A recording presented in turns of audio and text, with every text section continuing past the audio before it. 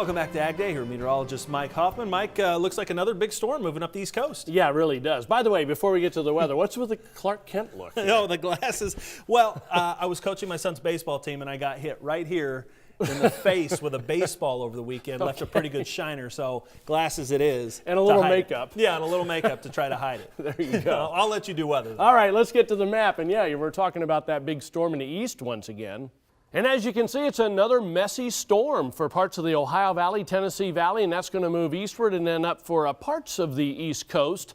You can also see two storm systems off of the West Coast, which are going to be coming inland as well over the next 2 to 3 days.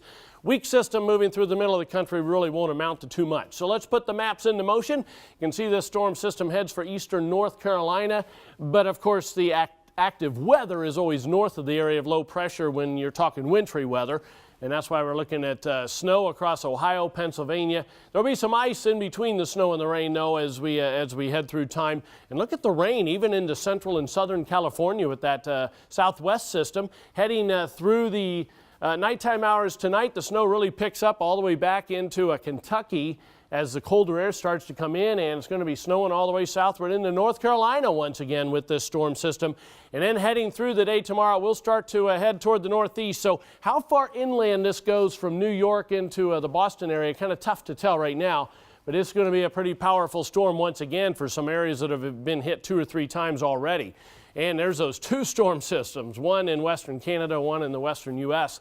High pressure, though, in between, giving some pretty nice weather. Precipitation estimate over the past 24 hours, most of it from St. Louis all the way down into Florida to the southeast coast. Heading through the next 36 hours, we're going to add more, obviously, in the mid-Atlantic especially, and a fair amount in parts of California, other parts of the west as well. Snowfall estimates past 24 hours, most of it there pretty close to the nation's capital, as you can see, the higher elevations generally west of there especially.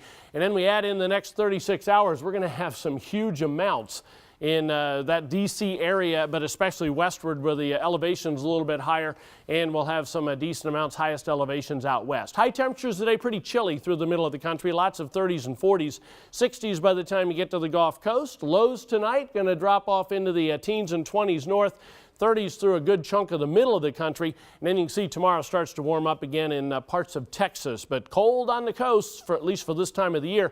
That's because of the jet stream showing a trough in the east, trough in the west, but it's showing some changes perhaps as we head into next week. We kind of get rid of that trough in the west, so maybe we'll go into a little bit of a different pattern here over the next 10 days or so. That's a look across the country. Now let's take a look at some local forecasts. Taking a look at Ogden, Utah, mostly cloudy and milder, high temperature of 55. Memphis, Tennessee, chillier with a shower or two, high of 51.